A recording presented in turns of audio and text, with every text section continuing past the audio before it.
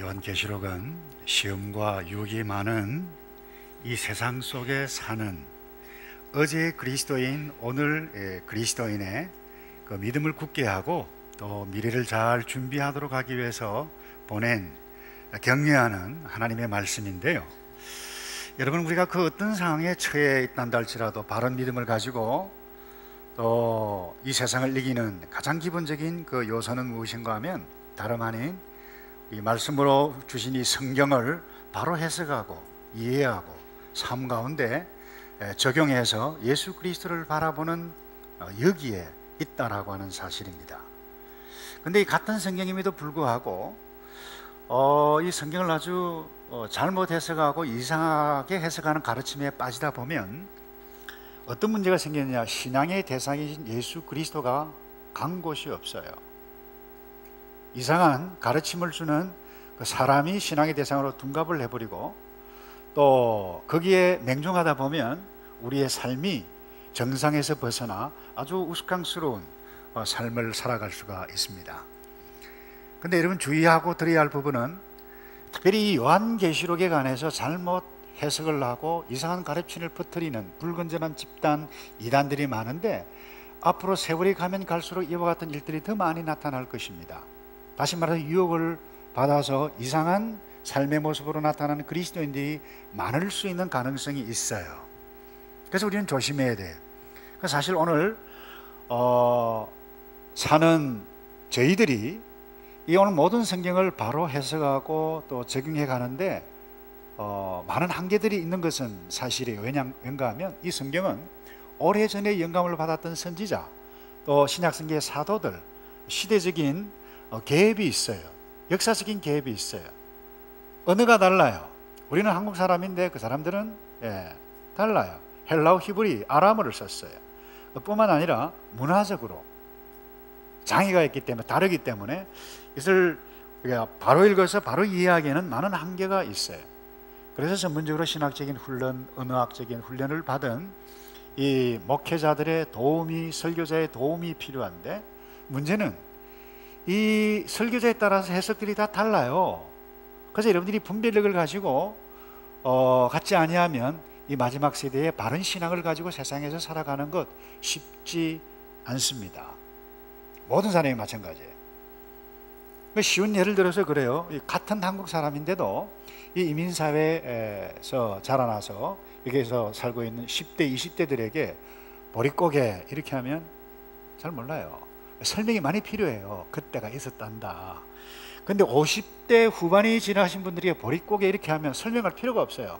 그 당시 상황이 어떠했는지 쫙 파노라마는 떠오르잖아요. 설명이 필요 없어요. 근데 역으로 오늘날 젊은 사람들이 쓰는 단어들을 여러분들이 이민사회 50대 넘은 60대들에게 단어를 딱 쓰면 어려워요. 그래서 제가 지난주인가요?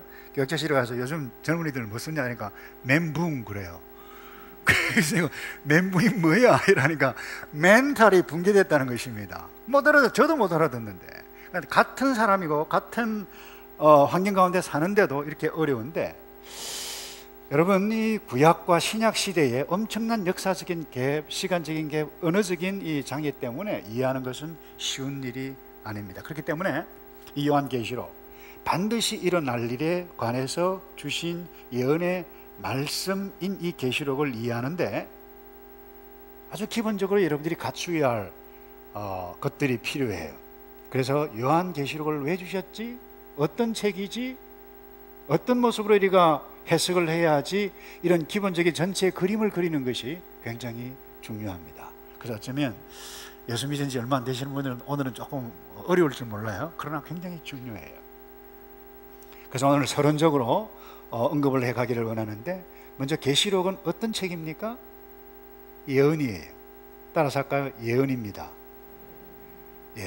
1절에 보면 예수 그리스도의 계시라, 이 계시라고 하는 것은 감추어졌던, 제가 종종 설명을 하죠. 계시라고 하는 것은 이러면 제가 무슨 넥타이를 매는지 안 보이죠? 이렇게 보이는 것을 계시라고 그래요. 다른 말로 예언이라고 그래요. 그래서 예수 그리스도의 계시라, 이는 하나님이 그에게 주사 반드시 속히 될 일 그 종들에게 보이시려고 그 천사를 그 종 요한에게 보내어 지시한 것이라 말씀하셨어요.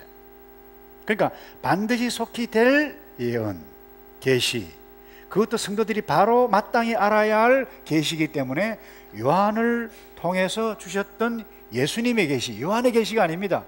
사실 요한 계시록이 아니고 누구 계시록이에요? 주님 계시록이에요. 예수 계시록이에요, 여러분. 근데 1장 3절에 분명히 또 말씀하고 있어요. 이 예언의 말씀 정확하게 이야기하죠. 읽는 자, 듣는 자, 그리고 그 가운데 기록한 것을 지키는 자가 복이 있다. 왜요? 때가 가까우기 때문에. 그리고 22장 10절에 구체적으로 또 말씀을 하고 있어요. 또 내게 말하되 이 책에 어떤 말씀이요? 예언의 말씀을 임봉하지 말라. 때가 가까웠다. 그래서 여러분 이 예언의 내용이 19절 한 절에 1장 19절에 오늘 서두내려 그래서요.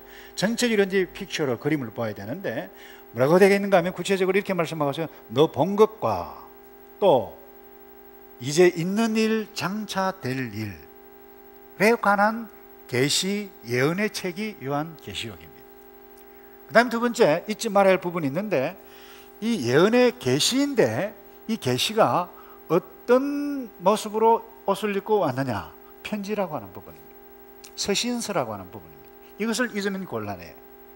자, 4절에 보면 이런 말씀이 있죠. 요한은 아시아에 있는 7 교회에 뭐하노니? 편지하노니. 그러니까 이 요한은 계시, 예수 그리스도의 계시지만 편지로서 우리에게 주어졌다. 어떤 분이에요? 어제도 계시고 이제도 계시고 전에도 계시고 장차 오실 이와 그리고 그 보좌 앞에 읽으면 이렇게 말씀하시고 그러니까 편지라고 하는 부분을 말씀하고 있죠. 그래서 편지라고 하는 것은 편지를 보내신 분이 있어요. 하나님이세요. 예수님이세요. 받는 사람이 있어요. 누굴까요? 1세기 성도들입니다. 근데 편지를 보낼 때 여러분 그냥 심심해서 편지 쓰는 사람이 있습니까? 물론 안부 편지도 있긴 있죠. 근데 안부도 반드시 목적이 있어요. 아, 힘들구나. 그러면 격려의 편지를 카드를 보내든지 전화를 하든지 뭐 카톡을 하든지 그렇게 하잖아요. 예. 마찬가지예요. 1세기 당시에 로마 지배하에 있었던 영토에 지냈던 지역적으로 이제 핍박이 시작되어졌는데 대대적인 핍박이 아니에요. 핍박이 조금씩 간헐적으로 나타났어요. 그때 곧 다시 오실 예수 그리스도 그분께서 내용을 오늘 보여주셨는데, 자, 여러분 이와 같은 어떤 상황에서 보내줬느냐? 핍박이 간헐적으로 나타났지만, 근데 이분들이 주님께서 곧 오실 것처럼 사도행전에서 말씀하셨는데 재림이 속히 오지 않아요. 자기들 기대처럼. 그러니까 믿음이 흔들리는 사람이 있었어요. 게다가 교회 내에 이단들이 있었어요. 니골라당이 있었어요. 영지주의가 있었어요. 그리고 율법주의 선지들이 와가지고 교회들을 어렵게 만들어가지고 분파를 만들고 교회가 몸살을 앓도록 이렇게 했어요. 그래서 한 사람씩 두 사람 떠나는 사람도 있었어요. 여러분 이와 같은 상황에 있을 때 아버지 하나님께서 여러분 어떤 마음을 가지고 편지를 쓰실까요? 여러분 자녀가 멀리 가서 공부하고 직장생활할 때 고생하고 막 어려움을 당하고 있는 것을 아는데 왜요? 아이고 요놈아 네 고집을 피우더만 뭐 잘됐다 꼴 좋다 이렇게 하는 부모님이 있나요? 그렇게 그런 편지를 쓸 사람이 있나요? 아무도 없어요. 우리 아버지 하나님께서 그 1세기에 핍박 간헐적으로 일어나고 있는 어려움을 당하고 있는 교회 성도들을 위로하고 격려하기 위해서 쓰신 편지가 오늘 요한 계시록이라고 하는 부분입니다. 그래서 밤모섬에 가서 기한 가서 나이도 많은 그 요한을 직접 계시를 보여주시고 환상을 보여주시고 격려하라 참아라 인내하라 근데 내가 반드시 재림할 것이다. 7절 보세요. 볼지어다 계획판에 구름을 타고 오시리라. 각인의 눈이 그를 볼 것이다. 찌른 자도 볼 것이다. 땅에 있는 모든 족속이 그를 인하여 울 것이다. 그러하리라. 아멘. 뿐만 아니라 8절에 주 하나님이 가라사대 나는 알파라고 하는 것은 이 헬라의 첫 글자가 알파입니다. 이건 시작을 이야기합니다. 나는 알파요 오메가라, 이제도 있고 전에도 있었고 장차 올 자요 전능한 자라. 한번 보세요. 전능하신 하나님이, 전능하신 우리 하나님, 아빠 하나님이 지금은 고난 가운데 있지만 내가 곧 갈 거다, 조금만 기다려라, 참아라. 이 아빠가 가면 모든 것이 끝난다, 조금만 참아다오, 참아다오. 그래서 그것을 편지의 내용으로 적어서 주셨는데 3절에 그렇게 호소하고 있어요. 이 예언의 말씀을 읽는 자, 듣는 자들에게, 그리고 가운데 기록한 것을 지키는 자들 복이 있다. 왜? 이걸 알아야 앞으로 어떤 일들이 일어날지를 아는데 때가 가까웠다, 그렇게 말씀하고 있어요. 그래서 이 요한계시록은, 자, 정리를 할까요? 예언의 책이에요. 그 다음 또 뭐예요? 서신서예요. 이 장르가 서신서예요. 그리고 자, 좀 더 구체적으로 이 요한계시록은 그러면 어떤 성격을 가지고 있는 계시고 예언인가? 여러분, 요한계시록은 흔히 그래요. 예수 믿는 사람은 요한계시록 하면 그 무시무시한 책, 미래 종말을 다루고 있는 이런 책으로 이해를 하는데, 물론 틀림이 없어요. 미래와 종말을 다루고 있어요. 그러나 주된 핵심은 그것이 아닙니다. 예수 그리스도예요. 구원의 책이에요. 여러분, 오해하시면 곤란해요. 요한계시록은 노스트라다무스가 쓴 묵시록, 계시록처럼 예언, 미래에 일어날 그와 같은 예언의 책 종류가 아닙니다. 미래의 사건에 맞추어서 해석을 하는 움직임이 기독교 내에서 과거에서부터 많이 일어났습니다. 목사님들이죠, 다 학자들이죠. 그래서 어떤 사람들은 이 요한계시록을 연대기적으로 이렇게 해석을 하는데, 반드시 요한계시록이 연대기적으로 쓰여진, 여러분, 성경 자체가 연대기적으로 쓰여진 책이 아닙니다. 모든 오는 백성들에게 구원을 알게 하기 위해서 주신 하나님이 어떤 분이고 어떻게 해야 되고 그것을 보여주시기 위해서 쓰신 책이에요. 그래서 과거에 일어났는데, 여러분, 그 11장, 12장, 13장에 보면 7머리 이상 가지고 있는 10뿔 이런 게 나와요. 근데 어떤 분들은 그게 유럽 공동체, 유럽 연합이다. 그 다음에 12장 13장에 보면 짐승의 수가 나와요. 짐승의 수 666인데 666은 불완전한 숫자를 가르칩니다. 그 666이 제가 신학교 다닐 때부터 바코드다. 바코드 무엇인가 아시나요? 모르는 사람 없잖아요. 60대 보면 할머니도 따르잖아요. 근데 물어보게, 그 당시에 바코드가 있었을까요? 1세기에? 자, 헷갈리지 않게 하겠습니다. 그냥 통과하겠습니다. 그 다음에 아마겟돈, 유브라데의 그 전쟁이 일어날 것이다. 근데 그 유브라데는 이스라엘에 있는 지형이에요, 강이에요. 근데 그게 세계 3차 대전이 일어날 것이다. 이런 식으로 종말이 가까우면 이와 같은 일들이 연대기적으로 일어날 것이다 라고 했는데, 적지 않은 사람들이 이렇게 주장을 하는데 적지 않은 사람이 그 영향을 입었어요. 혼동이 헷갈려요. 여러분, 이것이 합당한가? 앞으로 공부해 가면서 여러분 함께 정리해 가기를 바랍니다. 여러분, 주의해야 할 부분은 미래에 일어날 사건, 나의 관심 있는 부분, 성경을 읽어도 내가 좋아하는 부분, 내가 관심 있는 부분만 딱 읽으면 여러분 믿음의 길에서 벗어날 수가 있습니다. 예수님의 제자들도 마찬가지였습니다. 예수님께서 분명히 말씀하셨어요. 처음에는 예수님이 어떤 분인지를 보여주셨어요. 물로 포도주를 만들어요. 때가 아니다 말씀하십니다. 저 무슨 말씀인가? 근데 조금씩 예수님이 아주 위대한 분이시라 알아가기 시작할 때 조금씩 더 이렇게 베일을 벗깁니다. 내가 이제 예루살렘에 올라가서 장로들에게 고난을 받고 십자가에 져서 죽어야 할 것이다. 그리고 사흘 만에 내가 부활할 것이다. 그리고 내가 예루살렘 올라가서 죽어야 할 것이다. 그러니까 수제자 베드로가 뭐라 그랬나요? 주여, 그리 마옵소서. 무슨 말입니까? 주님 죽어버리면 우리는 어떻게 합니까? 빵도 못 얻어먹고 포도주도 못 얻어먹고 지금 그렇게 따라가는데, 이 말은 무슨 말입니까? 우리는 이 이스라엘이 회복이 되고 주님이 왕노릇하고 우리는 한자리 해야 되는데 여기에 관심이 있었어요. 그래서 여러분들이 성경 읽을 때도 여러분 그때나 오늘이나 똑같습니다. 내가 관심 있는 부분, 좋아하는 부분만 읽으면 신앙의 모습이 이상하게 되신다라고 하는 부분입니다. 예수님께서 십자가에 달려 돌아가시고 부활하셨어요. 부활의 행에 나타나셨어요.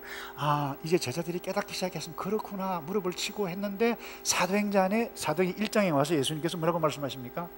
너희들이 이제 몇 날이 못되어 성령으로 세례를 받으리라. 엄청난 말씀하셨을 때 제자들이 그때 뭐라고 했습니까? 그때까지 정신을 못 차렸다니까요. 그들이 관심 어디에 있었습니까? 이스라엘 회복, 로마로부터 정치적인 회복이에요. 이스라엘을 회복하실 때가 이때니까. 아마 예수님 좀 분통 쳐졌을 거예요.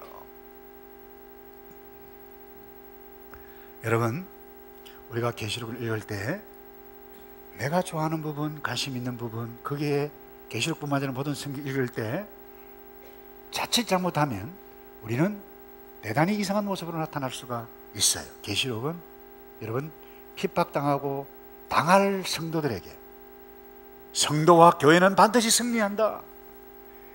근데 왜 잠시 동안 무서운 재앙이 임할 것이다. 그건 과정이다. 겁먹지 말고 이 세상과 싸워 믿음을 굳게 하고 이겨나가야 할 것이다. 이 메시지를 미리 알게 하시기 위해서 주신 예언이고 그리고 편지로 주신 말씀이에요. 그래서 여러분 5장에서 18장까지에는 재앙이 나타납니다. 어떤 재앙이 나타나죠? 성경 읽으라고 지난주에 좀 부탁을 드렸는데 어떤 재앙이 나타나죠? 7 인재앙이 나타나고 7 나팔 재앙이 나타나고 7 대접. 그런데 이 재앙이 나타나는데 이 재앙이 갈수록 무시 더 심각하게 나타납니다. 근데 여러분 이 재앙을 딱 보면 와 겁난다. 계시록 못 읽겠다. 예, 이럴 수가 있을 것입니다. 근데 여러분 왜 편지를 써서 주셨을까? 겁먹으라고 주셨을까요? 전혀 그런 의도가 없는 것은 아닙니다만 이 부분입니다.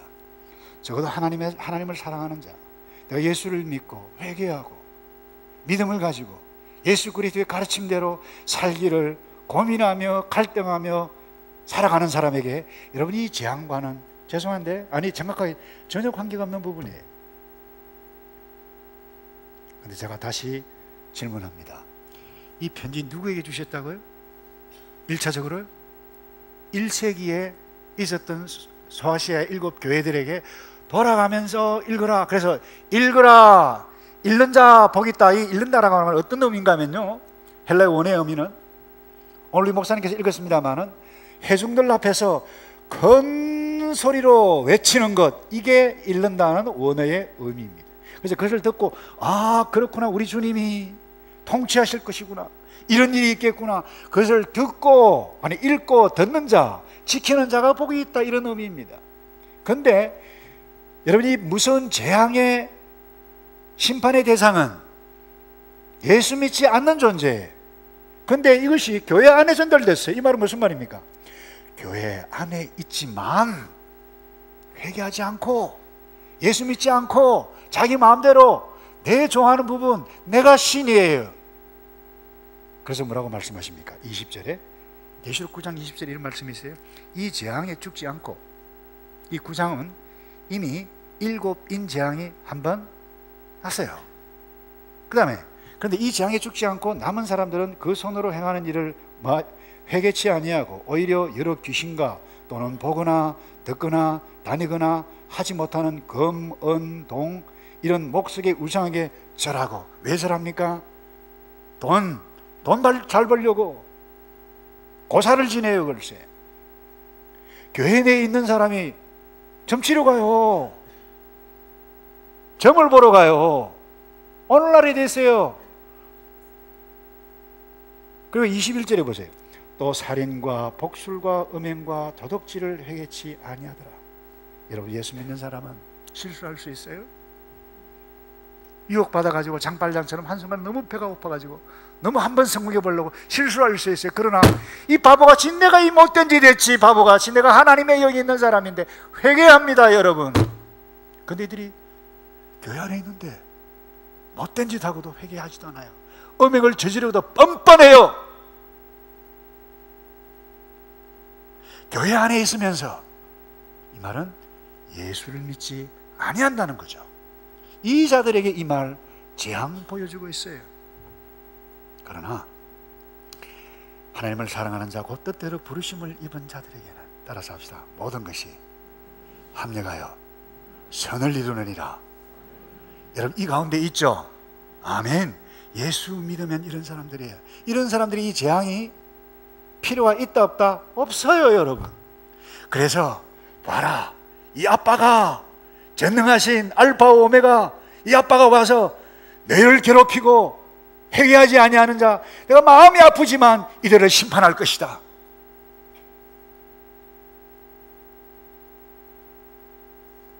그리고 또 하나님께서 기뻐서 좋아서 주신 메시지가 아니에요.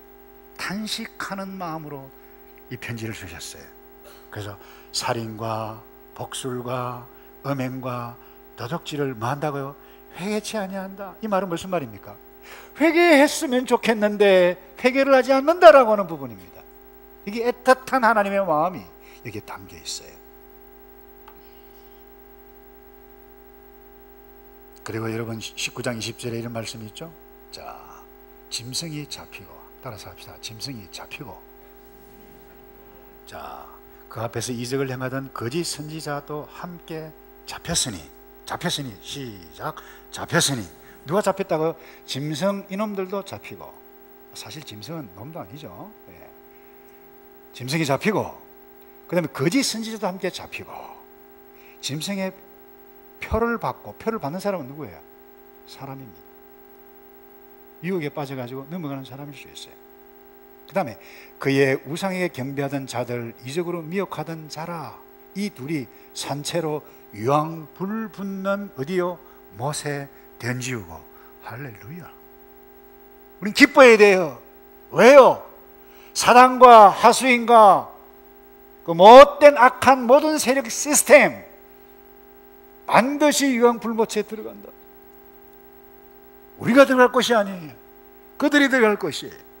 그래서 견디어라. 잠깐 동안 어려움이 있을 것이다. 그리고 계시록 20장 14절에 사망과 음부도 불못에 던지우니 이것은 둘째 사망 곧 불못이라. 혹시 여러분 가운데 지옥 가봤나? 지옥 있나? 누가 믿어? 그런 사람 있나요? 한번 가보세요, 여러분. 죽어보면 알아요. 근데 왜 이 말씀을, 이 계시를 주세요? 내가 반드시 알아야 된다. 이 불못. 회개해라. 인내하라. 말씀하고 있어요. 그래서 제가 말씀을 드리고자 하는 요지는 이 부분이에요. 계시록도 심판 무시무시한 미래만의 이야기가 아니라, 여러분 다른 성경과 똑같이 창세기, 출애굽기, 레위기, 신명기, 신약성, 복음서 똑같이 핵심이 무엇입니까? 예수 그리스도 구원이에요. 그와 같이 똑같은 하나님의 말씀이지 특별히 종말만 다루고 있는 그 책이 아니라고 하는 부분입니다. 그래서 여기에만 관심이 있는 것 보면 나쁘지 않아요. 관심 있는 것. 그러나 거기에만 붙잡혀 있으면 이 큰 뜻을 잃게 되어지는 것입니다. 그리고 여러분, 이 요한계시록이 어떤 성격의 계시입니까? 열려져야 할 계시이고 승리의 주 예수 그리스도의 집, 제가 계속해서 강조합니다만 집중된 하나님의 계시라고 하는 부분. 그래서 여러분, 계시는 미래를 항상 담고 있어 예언이라고도 하는데, 자, 이 예언이 요한계시록에만 있는 것이 아니에요. 이 말씀 자체가 예언인데, 특별히 종말에 대한 예언을 구약의 에스겔에도 나타나고 다니엘 선지자가 받았는데, 여러분 다니엘이 미래에 일어날 예언을 받았을 때에 하나님께서 뭐라고 말씀하셨는가 하면 12장 4절에 이렇게 말씀하셨습니다. 다니엘아, 마지막 때까지 이 말을 간수하고 잘 지켜 보관하고, 그 다음에 이 글을 뭐라 그랬나요? 봉함하라. 이 말은 무슨 말입니까?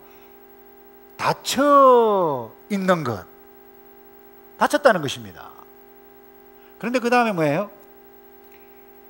그때 이 마지막 때가 되면 많은 사람이 빨리 왕래하고 지식이 더하더라 라고 하는 것을 함축적으로 한 말씀 딱 하고 있어요. 여러분 1950년대는 한양 가려면 그야말로 60년대는 완행열차 타고 갑니다.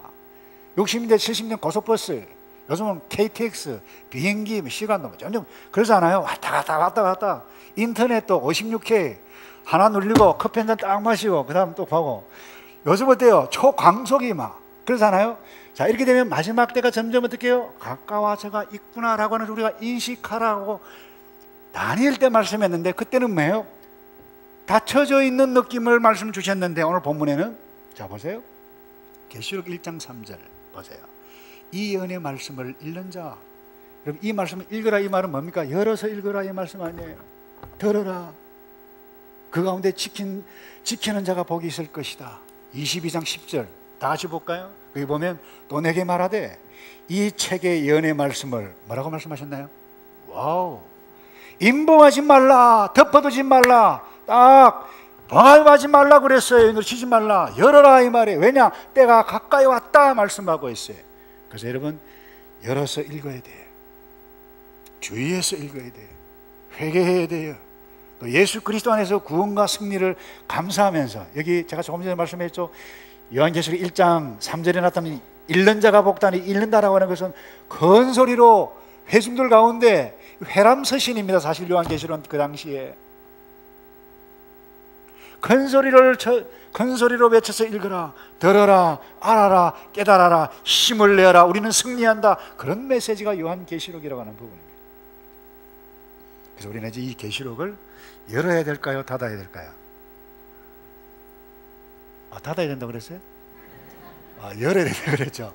제가 귀가 조금 이상합니다. 여러분 열어야 됩니다. 근데 여러분 지난주 좀 열어보셨죠? 한 번도 안 그냥 오신 분 있나요? 제가 좀 읽으라고 부탁을 드렸는데, 그래서 한번 1장을 한번 열어보시고, 1장은 이미 열었습니다만, 자 구체적으로 어떻게 말씀합니까? 1장 여기 보면 1절을 보십시오. 예수 그리스도의 계시라, 그 다음에 반드시 속히 될 일이다. 그리고 19절에 구체적으로 말씀하고 있어요. 19절에 내 본 것, 이 개혁판이 번역이 굉장히 잘 되어 있어요. 내 본 것과 그 다음에 이제 있는 일, 장차 될 일을 기록하라. 자, 세 가지로, 여러분 요한계시록은 크게 세 가지로 구분합니다. 일반적으로 크게. 자, 사도 요한이 본 것, 그 다음에 이제 현재 있는 일, 그 다음에 장차 될 일, 요게 계신데 요게 서신으로 전달이 되어졌어요.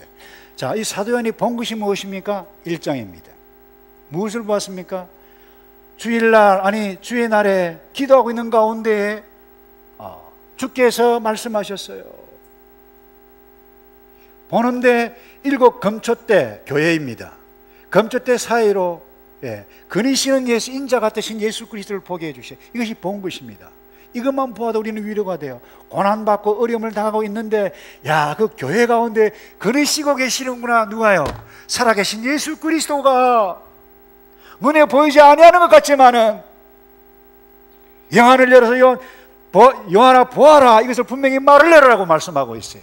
그 예수 그리스도가 오늘 지금도 여러분 하늘교회뿐만 아니라 온 지구상에 있는 교회에 거니시고 계시는 예수 그리스도를 보실 수 있고 믿기를 축복합니다.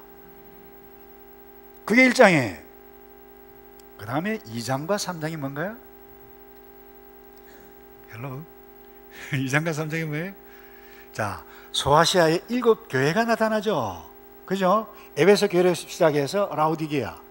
그래서 여러분 그 당시 7 교회의 존재했던 7 교회의 영적 상황에 대한 경고의 메시지, 그리고 위로 격려를 하는 내용이 2장과 3장에 나타나요. 그 다음에 일반적으로 그래요. 4장에서부터 22장까지, 계시록 몇 장까지? 1장에서 몇 장까지 되어 있죠? 22장입니다. 장차 될 일인데요. 이 장차 될 일이 문제예요. 이 장차 될 일에 대해서 해석하는 학자들에 따라서, 목사님에 따라서 입장이 많이 달라요.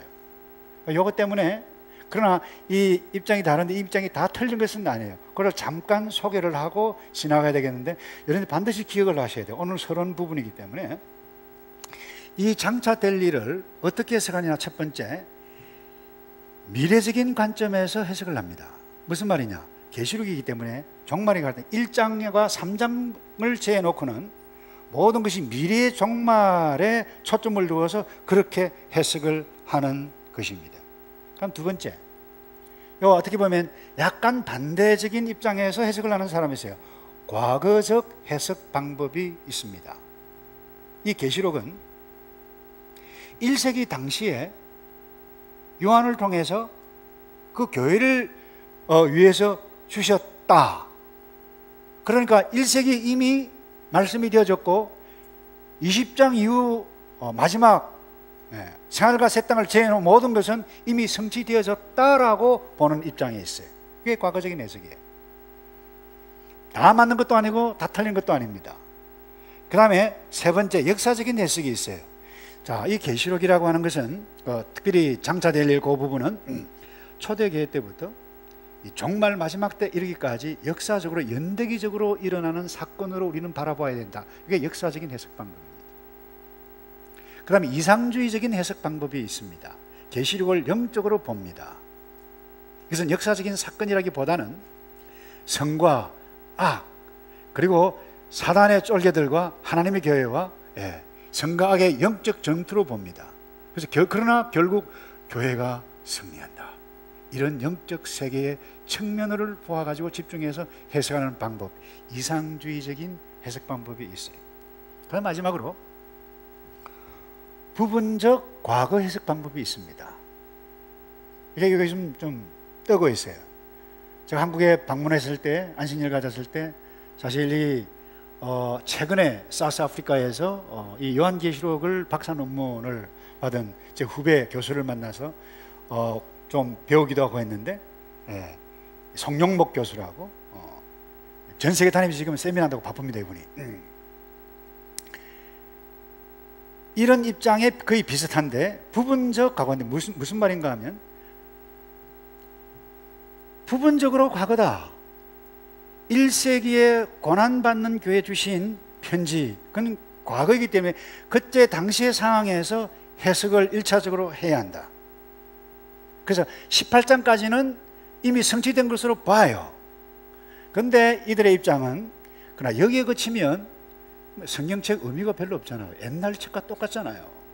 그렇기 때문에 이 계시록의 내용의 이 메시지의 교훈에 대한 적용은 모든 시대에 주님 오실 때까지 다르게 적용할 수 있는 눈으로 보아야 한다. 그 입장이 부분론적 과거 해석.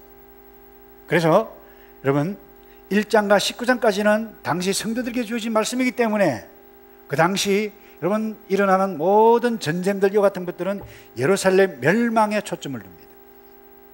바벨론의 멸망, 로마의 멸망 이와 같은 것을 다루는 것이죠. 그리고는 19장과 22장 우주적인 종말은 미래에 가는 부분으로 우리가 종말론적 관점으로 이해를 해야 될 것이다. 여러분 이런 해석이 다 틀린 것도 아니고 다 맞는 것도 아니에요. 저는 어떤 입장이냐 저도 잘 모르겠어요. 그러나 중요한 것은 제가 주목하고 있는 것은 서로 보완하는 것이 필요한데 더 가깝게는 이 마지막 부분론적 과거적인 해석 방법을 굉장히 건강한 해석 방법이라고 생각을 합니다. 자, 다시 복습을 합시다. 1장 사도 요한이 본 것, 그럼 2장 3장은 뭐죠? 조시는 것은 아니죠. 자, 이제 있는 일, 당시 소아시아 7교회의 정황에 대해서 말씀했어요. 그럼 4장부터 이제 은밀하게 미래를 하는데 4장에 갑자기 하늘에 있는 것이 나타나. 하늘 천상 예배, 하늘 보좌에 앉으시니가 나와요. 내 생물이 나와요. 그리고는 거룩하다, 거룩하다, 영광스러운 예배가 나와요. 그리고는 이제 6장에서부터 18장 사이에 엄청난 재앙이 나옵니다. 세 가지 재앙이 나온다고 그랬어요. 하나는 7인 재앙, 그 다음에 이 7인 재앙이 마치고 나면 이어서 7 나팔 재앙이 나와요.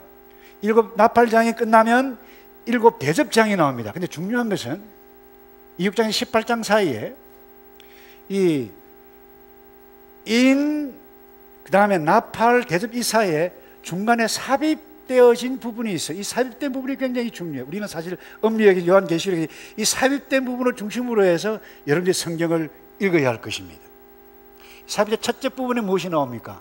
14만 4천, 셀 수 없는 큰 무리가 나옵니다. 그리고 둘째, 여기 중간에 무엇이 나오는가 하면 영적 전투가 나와요. 하늘에 갑자기 하나님의 천사와 이 마귀와 싸워가지고 실패해서, 자, 마귀가 하나님과 싸우는 것이 아니에요. 마귀는 하나님과 싸워야 될 존재가 아니에요. 천사와 싸웠는데 천사와 싸워서 게임에 안 돼서 졌어. 밀려 내려왔어요. 그 밀려 내려온 존재, 그 모습이 어디는가 하면 11장, 12장, 13장까지 나타납니다. 그래서 지상의 여인으로 표현하고 있는데, 여인을 상징으로 했는데 교회입니다. 교회를 괴롭힙니다. 이 교회를 괴롭히는 두 존재가 나오는데, 원래는 용인데 마귀입니다. 근데 이 마귀가, 마귀 하수인이 있어요. 바다에서 나온 짐승이 있어요. 그리고 땅에서 올라온 짐승이 있는데, 이 두 짐승이 합작을 하네요. 성도들을 유혹하네요. 이거 받아라, 표를 주네요. 그 표가 뭡니까? 666이에요.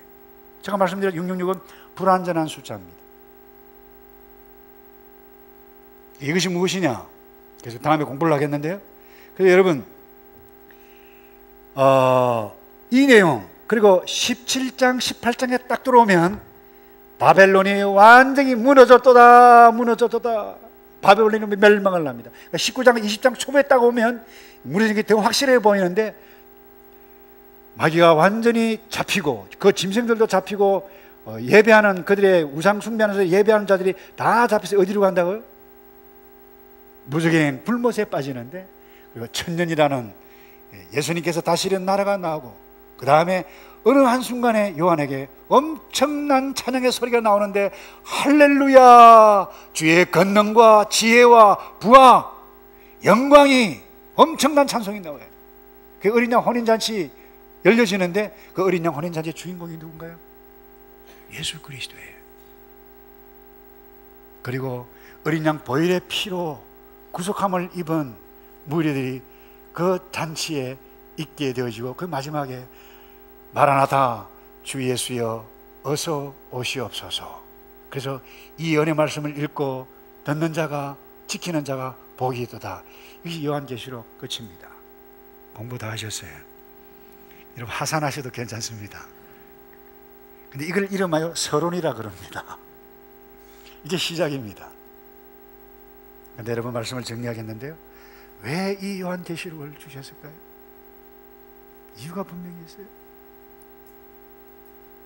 어제나 오늘이나 지금 현재 어려운 가운데 예수님 때문에, 예수님의 가르침 때문에 바로 살려고 노력하기 때문에 거짓말도 못하고 사기도 못하고 질 수가 없어요.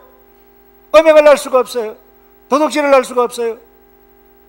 그것 때문에 내가 손해를 보고 부당하게 취급을 받고 있지만, 그런 현실 가운데서 다시 오실 이 주님 바라보라는 것입니다. 그런데 우리가 이 현실 가운데서 세상을 바라보면, 화려한 세상을 바라보면 우리가 너무 초라해요. 세상 방식 좋아 보이고 부러워 보일 때가 있어요. 여러분, 그렇게 보일 뿐 실제는 고통이고 허무입니다. 여러분, 그들을 따라가서도 안 되고 흉내조차도 내지 않기를 주님의 이름으로 축복합니다. 우리는 거절하면서 살아가야만 할 것이에요. 질문을 하겠습니다. 여러분, 1세기 우리 신앙의 선배, 왜 로마 제국 많은 사람들로부터 핍박을 받았을까요? 여러분, AD 30년경에 기독교회가 예루살렘에서 출발을 했습니다. 여러분, AD 313년 콘스탄틴 대제, 기독교가 국교로까지 믿어도 좋다라고 승인 받기까지는 300년 동안이나 간헐적으로 핍박이 시작했다가 대대적으로 핍박을 했다가, 그러면 엄청난 핍박을 받았다가 자유함을 얻기까지는 300년 동안이나 핍박을 받았습니다. 왜 핍박을 받았을까요? 로마 제국하에 있는 삶의 양식과 가치가 달랐기 때문입니다. 일반적으로 우리가 그렇게 이해를 하죠. 로마 황제 숭배를 거절했기 때문에 맞아요. 그리고 로마가 기독교를 오해했기 때문에 그것도 맞아요. 그런데 근본적인 이유는 기독교가, 우리가 예수 믿는 사람들이 로마적이지 않기 때문에 삶의 스타일이 다르다는 것입니다. 가치가 다르다는 것입니다. 삶의 스타일이 다르다는 것입니다. 이게 교회사 학자들의 하는 말이에요. 다시 말해서 삶의 방식이 달랐기 때문입니다. 그래서 여러분, 대표적인 예가 사도행전 16장에 보면 바울이 유럽의 첫성 빌립보에 가서 복음을 전가할 때 귀신 들린 여종을 살려서 해방하죠. 그때 그 노예 주인이 화가 나가지고 돈을 못 벌게 하니까 관원에 데려가가지고 고소하는 말이 이 말입니다. 이들이 유대인인데 우리 서급을 심히 요란케 하여 로마 사람인 우리가 받지도 못하고 행치도 못할 풍속, 스타일, 가르침, 이상한 것 한다. 왜 이러냐? 가만히 잡아두면 안 된다. 로마의 삶에 이 방식에 어택당하고 있다. 가만히 두면 안 된다. 사실 여러분, 이 사건은 로마 네로 황제의 대대적인 핍박이 있기 전 20년 전 일입니다. 그래서 왜 핍박을 받아서 왜 체포를 당했습니까? 왜 감옥에 갔습니까? 기독교의 가르침이, 바울의 복음이, 예수님의 복음이 로마 사회의 관습과 가치와 근본적으로 여러분 대립적이었기 때문에 그래요. 이런 바울이 여러 차례 체포되었습니다. 왜 체포되었습니까? 열심인 유대인들, 폭도들 때문에 체포된 건 맞아요. 근데 그 이유는 로마인들이 받아들일 수 없는 풍습, 가르침을 증거한다라고 하는 그 이유 때문이었어요. 그래서 어려움을 당했습니다. 여러분, 1세기의 우리의 신앙의 선배들, 그들이 고난을 받았던 것은 그 시대에 있었던 로마의 가치, 로마의 삶의 방식, 로마의 문화, 그 시대의 풍습과 타협할 수가 없었기 때문입니다. 그들은 로마의 영토에 살았지만 정신적으로 삶의 실제에 있어서 심리적으로 그 시대를 초월해서 살았던 사람이에요. 그래서 이 예수의 가치에 의해서 모였던 신앙 공동체, 그래서 여러분 카타콤에 내려가야만 했었어요. 신앙의 동지였어요. 핍박을 받았던 이유가 바로 이거예요. 그런데 교회사학자가 재미있게 표현을 했어요. 313년에 기독교 국교로 공인이 되어졌어요. 그런데 이 학자가 어떻게 이야기했는가 하면, 로마에서 기독교에 대한 박해가 종식된 것은 로마가 기독교적으로 되어졌기 때문이 아니라 기독교가 로마적이었기 때문이다. 다시 말해서 기독교가 로마를 복음한 것이 아니라 기독교가 로마식으로 살기를 타협했기 때문이다. 이런 아이러니한 메시지를 냈어요. 여러분, 오늘날 우리에게 주시는 메시지가 무엇입니까? 우리는 달리 살아야 하는데 예수 믿지 않는 사람과 똑같이, 아니 더 심하게 그런 방법으로 돈을 벌고 그런 방법으로 자녀를 교육하고 그런 방법으로 살아간다라고 하면 여러분, 그리스도인의 정체성을 잃게 되어진다는 것입니다. 교역자가 타락을 합니다. 성도들도 타락을 합니다. 세상 사람들이 교회가 뭐 이래, 세상보다 더하네, 이런 말까지 들어야 할 지경에 와 있어요. 사랑하는 성도 여러분, 믿음을 가지고 바로 살아가는 그리스도인에게 여러분, 이 엄청난 세속화 문화, 기가 죽어요. 너무 초라하게 보여요. 그래서 시험이 있어요, 유혹이 있어요, 갈등이 있어요. 때로는 교회도 세상 방식 똑같이 해요. 그래서 여러분, 저와 여러분들이 함께 기도해야 돼요. 우리는 예수 믿는 사람인데 주님, 우리는 그러하지 않도록 정신 똑바로 차려서, 그래서 여러분 바른 믿음 가지고 주를 바라보고 다시 오실 그 주님 행하실 그 일을 기대하고 세상을 이기시는 저와 여러분 되시기를 주님의 이름으로 축복합니다. 아멘. 다 같이 기도할까요? 다시 오실 주님, 이 세상에 살아가는 동안 많은 유혹과 갈등과 어려움, 이 세속적인 문화, 가치 너무나도 거대하고 너무나도 유혹적이고 너무나도 매력적이어서 하나님, 우리가 몸둘 바 어떻게 할 바 모르겠는데 주님, 예수 그리스도의 이 계시 예언을 분명히 붙잡고 내가 누구인지를 달리 살아가야 하는 믿음의 예수의 제자인 것 기억하고, 때로 몸이 아프고 마음이 아프고 사업이 안 되고 똑같은 어려움들을 많이 당하고 있을지라도 하늘의 백성인 것을 기억하고 다시 오실 주님, 이 길을 걸어가겠습니다. 주님 맞이하겠습니다. 주님 승리하겠습니다. 기죽지 않겠습니다. 그래서 멋지게 살아가는 주의 백성들 될 수 있도록 도와 주시옵소서. 능력으로 이 백성들 우리를 보호해 주시옵고, 때로 이 땅에 살아가는 동안 육체의 질병 그리고 마음의 고난 많은 것들을 당할지라도 나를 부르실 그날,